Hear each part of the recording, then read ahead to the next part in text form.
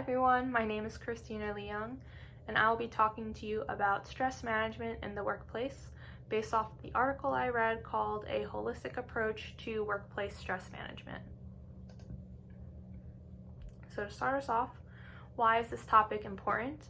I think a lot of us have felt a little bit of stress recently based off of everything that's been going on in the world, and I know that has a bit of effect on how we manage stress individually, but it's interesting and important to see what our employers and companies can do to help their employees manage their stress, be it from the environment that we live in or even just from normal everyday normal tasks that they ask of their employees. So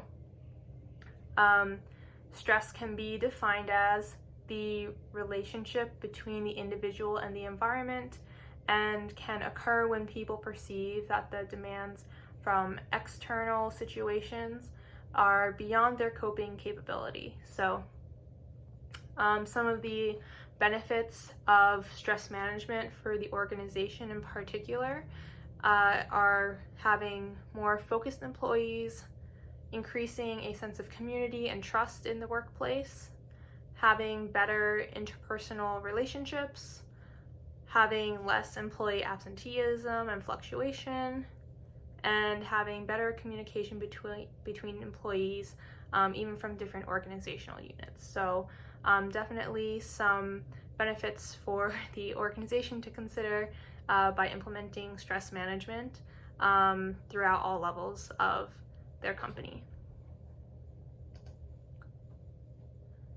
So in particular, I will be reviewing some of the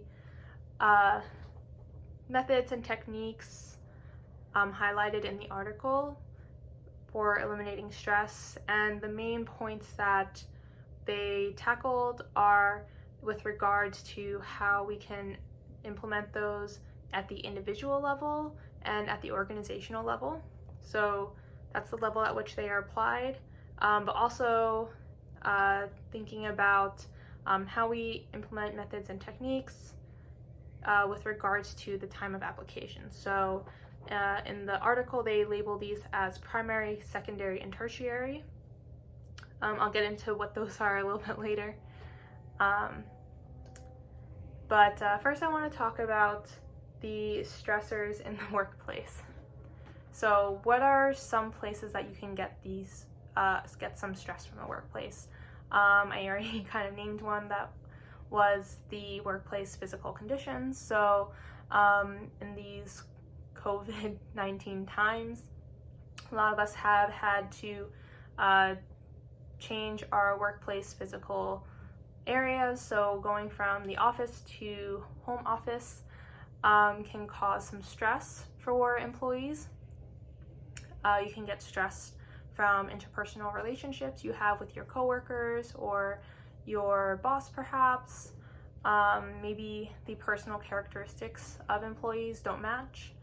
You can get stress from the work tasks that you're asked to perform, and you can have stress from just acknowledging your role in the organization. Another example of this could be like imposter syndrome, where the employee feels like maybe they're not fit for the job that they've been tasked to do. So those are the stress points that we as on the individual level and employee level, that we can find these stresses.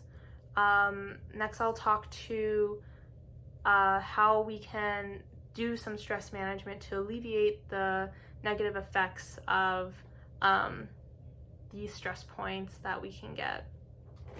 So mostly I'll kind of lump the organization. So there's the organizational individual level that I mentioned earlier. That's basically talking about like the scope and at which level can you implement techniques. And then I mentioned there's the primary, secondary, and tertiary perspectives. So I think with the organizational, individual is obviously yourself. And organizational is how your company can focus on eliminating and reducing occurrence and effects of stressors in all possible segments of their workplace. But it's important to note that anything that the organization does, it won't have as much long-term results unless they incorporate these methods and techniques at the individual level as well. So, big thing, what was the primary, secondary, and tertiary? What do those mean? So primary is focusing on the proactive timing of stress management, so eliminating stressors that can cause the work-related stress. Secondary is focusing on changing the way individuals react to workplace stressors. It means maybe like preparing them with a toolbox that can help them identify when they are stressed and how to get out of the situation. And then tertiary is focused on reducing the consequences of exposure to stress. So after you've recognized it, how can we make the effects of the stress minimized? So I'll kind of put the focus of the secondary and tertiary stress management levels on the individual level, because the individual has a lot more capability to manage the situation when it's happening, and how to make the effects of the stress or the consequences of the stress minimized. We have more powerful as individuals to change that for ourselves than the organization does. So, but there are some things that the organization can put into place to help empower employees to take care of themselves. So, some of the examples of these secondary stress management methods are the organization holding conferences, seminars, workshops, individual trainings for conflict management, and maybe some work-life balance programs into their organization. So basically trying to find ways to equip their employees with knowledge of how to, or knowledge of the consequences of stress, how to raise awareness about when it occurs. Basically, all this is to try and help the employee develop skills to identify when they're in a stressful situation and what are some techniques that they can use to get out of it. So that kind of leads into the tertiary methods. Those are focused on rehabilitation of employees who are exposed to stress and their involvement, and how they can get back to a more controllable routine. So of course you can always work with the as a manager in the company, you can always work with the employees individually, helping them recover from stressful situations. So pinpointing exactly what it is and how to, and giving individual guidance for how to recover. But some things that the employee can look at as well are implementing time management skills to help give, again, it's about giving control back to the individual. And part of that could just be fixing the schedule. You could implement doing more physical activity, doing relaxation techniques, or talking with friends and family. So I actually personally think these are some good suggestions. I do some of them, and sometimes it's not as noticeable if it works or not. For me, when I can remember to implement these techniques, I usually try some relaxation techniques, so some deep breathing. I'll do counted breathing, which helps calm some anxiety sometimes. Definitely it helps to talk with friends and family, and sometimes even just other coworkers who I know are in similar situations, just to feel like it's less less something that I'm contributing to, but like it's just like a situational thing, and I can accept the lack of control from that as well. And I definitely try to and I think it mentioned with the secondary stress management methods, it mentioned the work-life balance. And I know that's I feel like in my company it's kind of like a big word to use, but not a lot of description on what that means. But I do think that makes sense because work-life balance is different for everyone. But it's important to acknowledge how much time you need for yourself to feel rejuvenated and ready to be motivated again,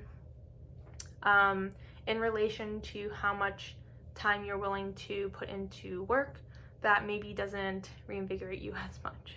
So definitely I personally find some positive, I guess, not consequence, positive affection relations to these techniques. So next I'll talk about the primary stress management that we talked about for implementing, but at the organizational level. So what can the company do to help alleviate stress before or in a proactive way? So I think it can be broken down into two different levels. You'll have the macro level of methods and techniques, and then the micro level. So on the macro level, a company can do things such as changing the organizational culture to better adapt or better equip and prioritize stress management for the employees. It can involve changing leadership styles to match the situation, changing the physical work conditions.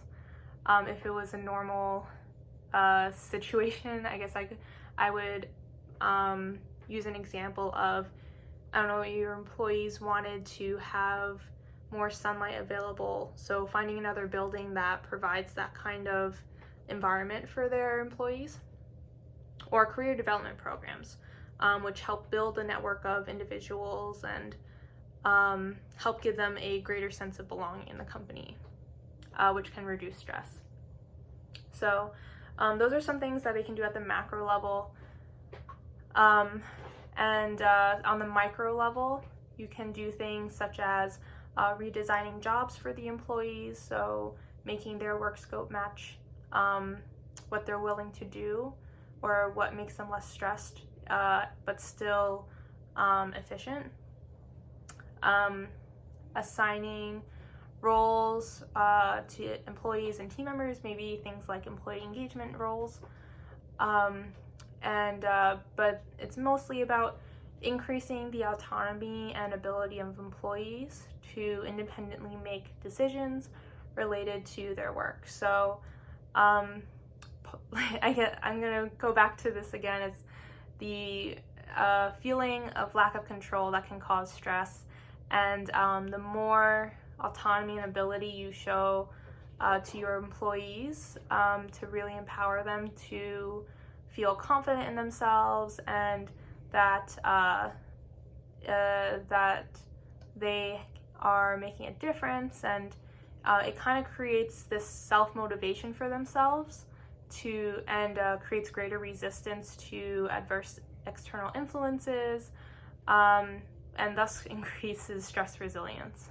So I've also had a little bit of experience with all of these and at my company, and I do think especially when you're in such large stressful situations, it can be I guess a little inspiring but also motivating to see your company try hard to make sure that their employees are feeling like they are equipped to handle stress. I've seen some changes in leadership style, so increased communication with the employees, acknowledgement of that jobs need to be changed to fit the situation, but especially in my industry where Aerospace industry is not doing so great right now, so there's a lot of uncertainty there. Trying to figure out how we can change the work scopes and figure out what needs to stay and what doesn't is important to acknowledge that those are some of the needs that we need to be met. So, like I said, it's important to acknowledge these things, and I think it can have a good effect on reducing workplace stress if implemented properly. So, one last thing I wanted to recognize from this article is, particularly in this last situation I mentioned with the primary stress management at the organizational level, one thing organizations might want to be aware of is what happens, I guess in a patterned kind of ways.